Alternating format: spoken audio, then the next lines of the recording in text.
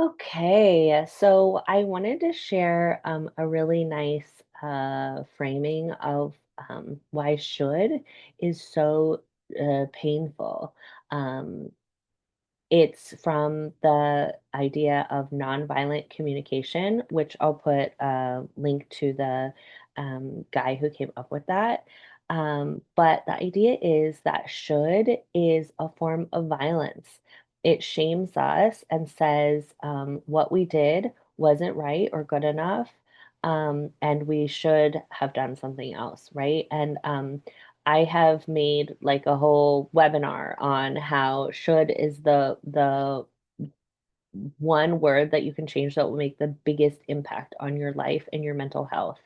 Um, so when we experience ourselves saying should about ourselves and someone else, we can take an opportunity to go through a few steps that nonviolent communication encourages that will help us to see like what's really going on. Okay. So when we say like I should have da da da, we're gonna say what need were the was the person actually trying to meet, whether it's yourself or someone else, right? So the I always think of like such big dramatic examples. Let's try to think of a smaller one.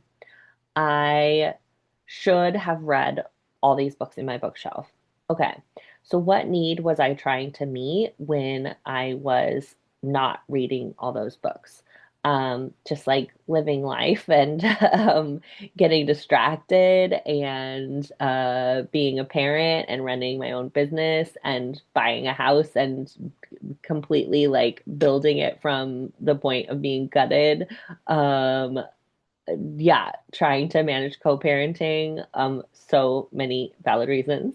Um, and what's the deep down need of not reading? And I would say the deep down need of not reading for me really is that I struggle to give myself permission to just enjoy my reading. I often am like, oh, I should be doing something else, right? So I should on top of the should. I should read the books, but I should be doing something else.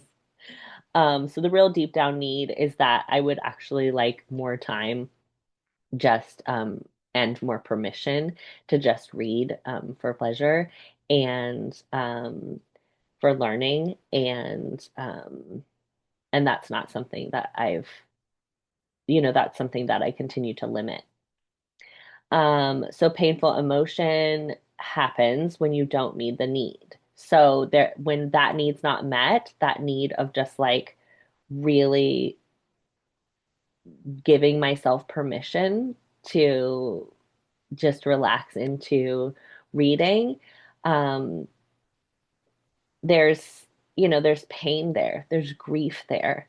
Um, I am trying to prove that I'm like a worthwhile parent and business owner and adult by like doing so much and by like limiting my reading time and that's sad, right? And it doesn't actually like get me anything or win me anything. It just means I have less time doing the things I love. And so we want to the next step is to just like take the time to mourn that, right? Like I'm so sad that I grew up and was born into a hustle culture.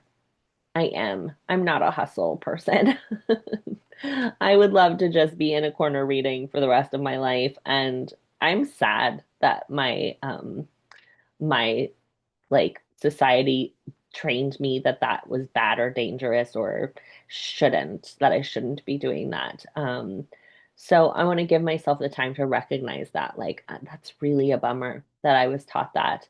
And then I can forgive myself for being taught that, right? Okay, you were taught that. So therefore you haven't given yourself time to finish these books. And that makes sense. And and the forgiveness takes away the should violence, right? The shame. Like, hey, babe, there's not a good reason why you would have gotten yourself completely disentangled from hustle culture at this point. Um, it's understandable. I forgive you. And let's see if there's some ways that we can create more pockets of time for you to just do some reading. Yeah. So notice the should. Ask what need was trying to be met when you did the thing that you should or shouldn't have done, the deep down need. Notice how painful it is and how much grief is there that you were not able to meet the need, that it didn't work, and really give yourself time to mourn that, and then forgive yourself for all that that entailed and how it affected you and your life. And then this is not a part of the model, but then see like where can we actually now see it might be in the model. It was not, I didn't read the whole book. Ha! I just heard a podcast about it. Um, but maybe it is. Maybe the next step is how can we meet that need? Okay, I love you. Bye.